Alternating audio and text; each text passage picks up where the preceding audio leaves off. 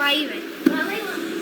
ये मेरा पहला ही 5x5 है और मैं इसी से ही सीखूंगा। मेरा 5x5 है।